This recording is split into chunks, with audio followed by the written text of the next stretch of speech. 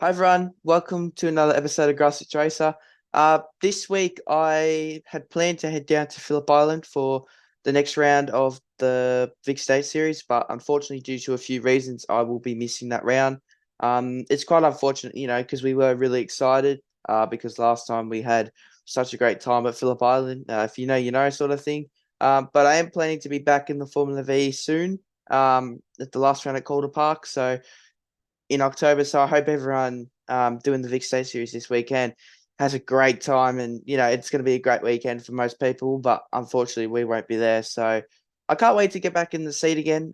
It'll be really fun. But let's move on to this week's guest. I'm really looking forward to speaking to this driver.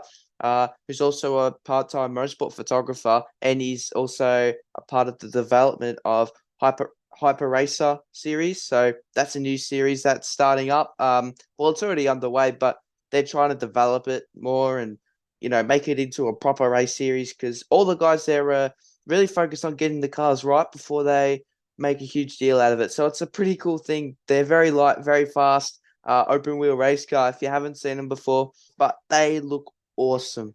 You can virtually go down to Melbourne. I forget where their headquarters is, but you can go and order one and you can start racing. From what I've seen, they're, pretty cool. They're really innovative too because they look super complicated, but as we talked to Lucas, you see it's actually not that bad. So you don't need all the bells and whistles. It's quite simple. So, it hopefully it takes off around Australia and it becomes a big thing over here because it is quite popular in England. So it's a big welcome to Lucas Stasi. So, Lucas, can you please tell me about your racing journey and what inspired you and how you got involved in racing?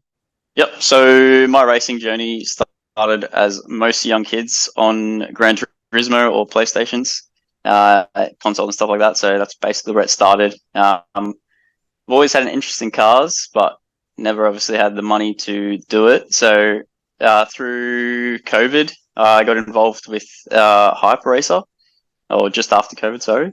I used to work in a V8 supercar team, and that's where I met Dean Crooke, who is the owner of Hyper Racer with his dad, John Crooke. And then ended up leaving the V8 supercar team at the end of 2019, and then started working with Dean on weekends. And that's basically how I got in with Hyper Racer. I've been doing the composites for Hyper for about 3 or 4 years now. And sometimes they need a bit of a reserve driver, and I get the call up sometimes. So that's how I get into Hyper Racer. And I've also got a go-kart, which I started a couple of years ago, which was sort of a pre-COVID purchase. And then, yeah, I've done a few club days there, a few practice days. So not as much as I would have liked, but it's still pretty fun. So that's basically my racing career in a nutshell. Yeah, that's awesome, man. And it seems pretty cool. But from what I can tell on your page, you also do a little bit of photography. So can it sometimes be hard balancing racing and photography, or how do you manage to do the both? Yeah, it definitely makes it difficult. You have to obviously sacrifice one for the other. Doing photography and racing on the same weekend is a bit of a challenge. I did it once and it was pretty tricky because obviously to get to certain parts of the track, you have to leave the pits and then come back. So depending on the schedule of the race weekend, that can actually be pretty tricky. Or with karting as well, it's you sort of just do what you can in between your races and sessions. So you just get a few shots here and there. But mostly when I do my photography or video, it's generally that's all I'm doing that weekend because it does take up a lot of effort. But I do enjoy it, and I've been doing that for a couple of years now, which is good. It's good fun. Yeah, cool. So do you see it more as a hobby, or is it something that you want to continue with into the long future? It's definitely something I want to continue with. Like all my hobbies, they're quite expensive though, so it gets pretty tricky to manage new cameras and lenses. But yeah, I love it, so I'd love to keep doing it.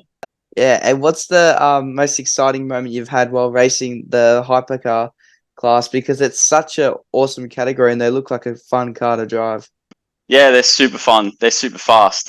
Cam Waters did a 1:16.7, I think it was, around Winton a few months ago. One of the rounds that was a few months ago. So they're faster than a supercar, a fifth of the cost, and they basically cost nothing to run almost. Yeah, it's great. My probably best moment would be coming third in one of the races couple of months ago.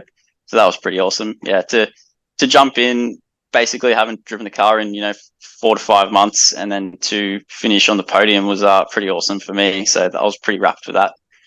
So yeah, going from no driving to thrown straight into a race weekend, I was pretty happy. So that was probably one of the highlights of my hyper racer career so far. Yeah, cool as. And obviously you said you are a little bit of a reserve driver, bit of a call-up driver. But Yep. are you planning on in the future racing as a full-time driver? And how would you sort of suit yourself to that? Yep. Yeah, for sure. So the car behind me is actually going to be my car. I'm sharing that with one of the boys who paints the cars. So I plan to race that, pretty competitively. Maybe not all the rounds. Unfortunately, I'm going to miss the next 2 rounds, obviously because the car isn't built and the race is on the weekend. That's a bit of a shame, but building it in your spare time makes it a bit hard to finish quickly. And I'll be away overseas for the next race. So the guy I'm going halves with will be given the call up, and I'm sure we'll have fun. Yeah, cool. So what are you doing to it at the moment? So I was just waiting on a couple of bits, some drive shafts and some nuts and bolts that are specific to the car, and to fit the bodywork. So that's pretty much all that's left on it. So it's pretty close at the moment. Cool. And what sort of crew do you have to bring with you? Because they're such advanced cars by the looks of it. Do you have to have a few engineers, few mechanics? Yeah, so that's probably one of the greatest things about this car is Hyper Racer have done their absolute best to make this thing as easy as possible to run on a race weekend. So looks can be deceiving. It obviously looks pretty serious and pretty hardcore, but you can literally rock up to a race meeting on your own and do the whole weekend by yourself. So that's one of the main goals for the car was to make it as simple as possible in terms of maintenance and running. So basically between sessions, all you have to do, put fuel in it and lube the chain because it's chain driven. Obviously you do a bolt check or something if you want to, just to make sure bolts aren't loose. But yeah, servicing between sessions is literally fuel, chain lube, and maybe tire pressures, and you're good to go. Yeah, cool. And what are they manufactured from a different country and then you can purchase them and race them, or what sort of they go? How do you get one? Yep. So basically, probably 95% of the car is manufactured here in Melbourne, in Lilydale, which is pretty awesome to have this whole car basically Australian made. And yeah, you can just come down and order one. Obviously, message the guys through Facebook or Instagram, or contact them directly through the website. And yeah, you can just put an order in, and it'll be built. So they're pretty awesome. Yeah, and they do look pretty cool. So what sort of prep though would you like to do before each race? Because obviously all cars wear and tear a little bit. So what's something that you always either change out or check on between races? Yep. So generally they're actually pretty bulletproof. The only things you do would be to check your brake pads, maybe brake pressure as well. Probably bleed the brakes every now and again just to make sure they're firm and working in good order. Maybe a bit of a bolt check here and there on your main suspension arms and stuff like that. Just obviously visual checks. We paint pen most of the bolts, so that's a good way to see if anything's come loose, is if those paint pens aren't lined up. So yeah, you just have a bit of a thorough look around the car. Probably the biggest one's the chain tension. That can loosen off a little bit or tighten up during races. So you just check that after every session, but you have to get the car up in the air anyway to lube the chain. So it's sort of a 2-in-1 job. So you check the chain tension, lube up the chain, drop the car, and that's pretty much good to go. And fuel, because you don't want to run out of fuel halfway through a race. Yeah, obviously not. And what sort of tires do you use and how long do they last? Yep. So I've got some tires in the background just there. They're basically the standard F3 tires. They're a Hankook. They come in 2 compounds, and currently we're running on the harder compound because that's all we can get. But generally we run on the soft compound just because it's a bit more grippy and a bit more manageable, especially in cool conditions on the track when it's greasy and cold. In terms of how long they last, for next year we've got a bit of a rule system going, so we're planning to do I think 2 sets of tires for the whole year, and that's 6 race weekends. So that should get us through. So obviously, if you have the money, you can spend it. So if you want to throw a set of tires at it every weekend, you can, but you can definitely, do the whole year on 2 sets of tires. Racing wise, practicing, depending how much you go, 2 sets of tires can get you through the whole year if you want to. But to be obviously on the pace and competitive up the front, your tires are going to be better. So in terms of, all motorsport, cost is, how much do you want to spend? You can spend heaps, but at the end of the day, you're just throwing money away, which is kind of the opposite of what this car's about. So yeah, you can make them last, or you can destroy them, basically. Yeah. But they're pretty soft on tires. The car only weighs about I think 500 kilos with a light driver, so it's not hard on the gear at all. And is there a minimum weight, or? I think currently it's going to be 510 kilos with a driver. So that'll be the minimum weight coming in for the next round, I think. But it's all being finalized because it's a new category. So we're just trying to find that the middle area where everyone's happy, because obviously the heavier guys, it's not really fair on them if they're running, 10 to 15 kilos heavier in such a light car. So it's all a bit of a work in progress. But for now, I think it's 510 kilos with the driver. Yeah, that's awesome. And 510 kilos is pretty light, considering that I race Formula V and we have to weigh a minimum of 500 kilos, and there's a lot less going on. Oh yeah, for sure. Yeah. These things are pretty crazy. Yeah. Full ground effect tunnels, front wing, rear wing, all the downforce you could ever want, big fat slicks, and a decent amount of power in such a light car. It is a dream to drive. They're so much fun. So you're virtually driving a Formula One car? No. Yeah, you could almost say it's that. pretty close. Yeah, the best comparison would be to a Formula 3 car, but it's definitely not as fast as the current Formula 3 cars, but it's, a bit of a compromise in price, whereas a new Formula 3 car, who knows how much that costs. But yeah, it's pretty good. It's pretty close to the, I think they're like the 2000, I'm not too sure, but they're the older Formula 3 cars, close-ish to that speed. Yeah, cool. And so would that be like, so obviously you got ground effect, you got the downforce behind it, you've got the grip behind it, you got the brakes behind it. So it would probably be the engine is what sets you apart from a Formula 3 car? Yes, yep. Yeah, that'd be pretty much where most of the time would be gained.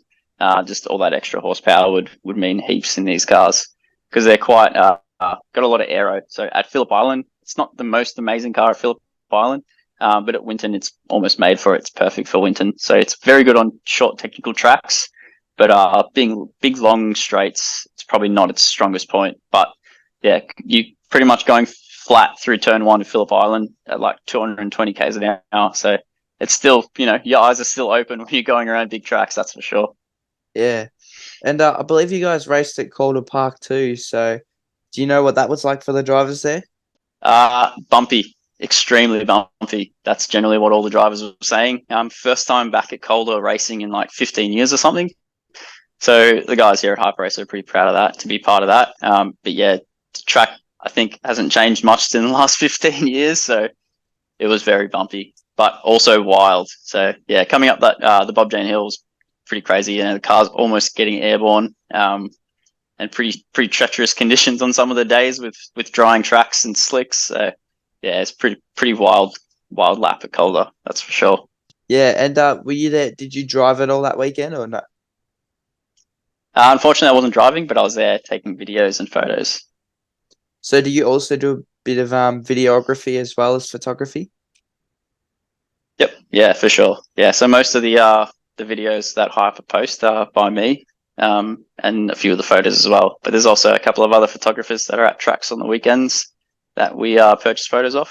Yeah, that's really cool, man. So I do like a little bit of photography actually. I got my camera here. It's just a little cheap Canon 1500D. Nice. It does all right. So I just stand at the pits and I'll just take photos as they come down the main straight. Yeah, nice. Yeah, the only way to get better at it is to do it. So yeah, you just gotta practice it and keep going. But yeah, definitely starting off with a good camera is always a help. Yeah, but yeah, it's awesome fun. I love it. Yeah, and what do you find the hardest bit about getting the cars in the right frame? I'd say it's definitely more of a mental thing in these cars because they have so much grip. And the way the aero works is the faster you go, the more grip you have. And for most people coming into motorsport, and if they haven't driven anything with aero, it's sort of counterintuitive. So normally if you go faster in like a tin top or something, you're just going to understeer straight off the track and you're not going to have a great time. Whereas these things, the faster you go, obviously to a point, you're going to have more grip so you can turn, you're going to have more heat in the tires. So that's probably the hardest thing to overcome is just building that confidence in the car because it has so much grip. It's a little bit overwhelming at times. Yeah, you really put your head into the headrest. Yeah, that's definitely probably the hardest part. It's just finding where that limit is because you think you've passed it or you've got to it, and then you just send it in the next corner and you come out fine because the car's got more grip. Yeah, so that's obviously really cool because in the Formula V's we have more of a sliding technique. So you come in and you're always counter steering. So you'd be the total opposite. If you were counter steering, something's not right. Pretty much, yeah, pretty much. But generally the cars are actually very forgiving. Like if you do have a slide, you can catch it and you can recover it. So it's not just like if the back starts to go, it doesn't just keep going. You can correct it and keep yourself on the track. And in terms of setup wise, the setup window is actually quite big. So you're not chasing millimeters on ride height or toe or anything like that. It's sort of more of a get it in a roundabout area of a setup window, and you're sort of tweaking the rear wing or the front wing just to get that aero balance right. So if you're going through fast corners, you might have a bit of understeer, a bit of oversteer. So you just change the wing angle according to how the car's feeling, and then generally small changes can get you pretty much bang on the money for the whole lap, and that's pretty good with these cars. So the setup window is quite manageable. You definitely don't need engineers or anything like that. The theory, basic things. Yeah, no laptops or any data gathering like that. So try to keep it simple. But do you use the laptop? Do you go through the data to see how you can improve yourself? Only sometimes. So we've got the AIM dashes, and they store like speed and track position and throttle position. So when you're looking for speed, it can be good to overlay your lap times just to see where you can gain time. So you might be trying too hard in one area where you're actually doing fine in that area, which I found sometimes. So I'd put my lap against some of the other guys and I'd be like, oh, I'm trying too hard in the wrong spots. I've got to find time in turn 4 instead of turn 1. So, but then again, it only tells you so much. It just tells you need to be faster. It doesn't really tell you how. So it can be a little bit tricky. Yeah. And whereabouts have you raced in it, and whereabouts do they race around Australia? So currently it's just Winton, Calder. There'll be Broadford coming up soon as well, and Phillip Island.